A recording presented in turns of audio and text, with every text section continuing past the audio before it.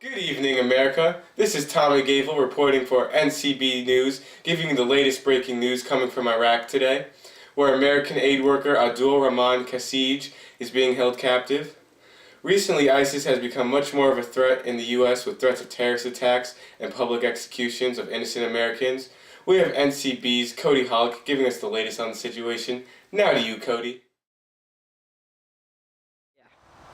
Thank you, Tommy. We have just received word here in Jerusalem that American citizen Abdul Rahman Kasij is in danger. Abdul was kidnapped on October 1st, 2013 by the terrorist group ISIS. He was once an army ranger, but became an aid worker in Syria so he could help struggling Syrians. I am very sad that all this is happening and for what all of you back home are going through, Kasij wrote to his parents. If I do die, I figure that at least you and I can seek refuge and comfort in knowing that I went out as a result of trying to alleviate suffering and helping those in need. Kasij added that he was deeply grateful to his parents for their love. Just know I'm with you, he wrote. Every stream, every lake, every field and river, in the woods, in the hills, in all the places you showed me, I love you. Kasij was shown and threatened with execution on a video that was just recently released, as well as showing the beheading of Alan Henning, a 47-year-old former taxi driver and British aid worker.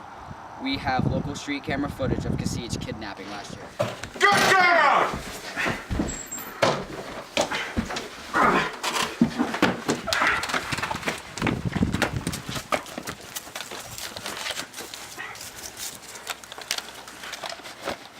As you can see, members of ISIS have very inhumane strategies in getting what they want. Here we have a citizen of Iraq, Darius Bakr, who has experienced the actions of ISIS firsthand, and will tell us what he believes will happen to Kasij. Thank you, Cody. I believe the outcome of this conflict will sadly end in the execution of Kasij. Just like the James Foley case, James Foley was an American journalist who went missing in Syria 2 years ago. Not seen or heard from since his disappearance on Thanksgiving Day 2012. He was beheaded by ISIS in August of this year. As you can see, they want the U.S. completely out of Iraq and are willing to do whatever it takes to accomplish this. Despite his parents' videos urging ISIS to release their son, ISIS continues to threaten and kill Abdul if the U.S. does not meet their demands. Right now, a happy ending for Kasij is slim, but we're still hoping for the best. Thank you, Darius. As you can see, the situation in Iraq is tense.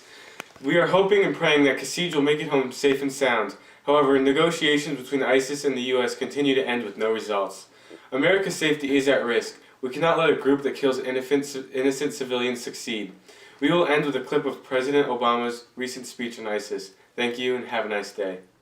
At this moment, the greatest threats come from the Middle East and North Africa, where radical groups exploit grievances for their own gain.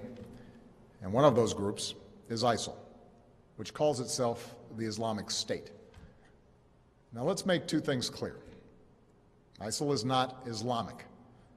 No religion condones the killing of innocents, and the vast majority of ISIL's victims have been Muslim. And ISIL is certainly not a state. It was formerly al-Qaeda's affiliate in Iraq and has taken advantage of sectarian strife and Syria's civil war to gain territory on both sides of the Iraq-Syrian border. It is recognized by no government, nor by the people it subjugates.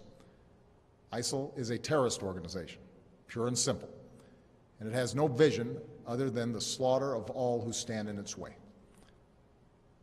In a region that has known so much bloodshed, these terrorists are unique in their brutality. They execute captured prisoners. They kill children. They enslave, rape, and force women into marriage. They threatened a religious minority with genocide. And in acts of barbarism, they took the lives of two American journalists, Jim Foley and Steven Sotloff.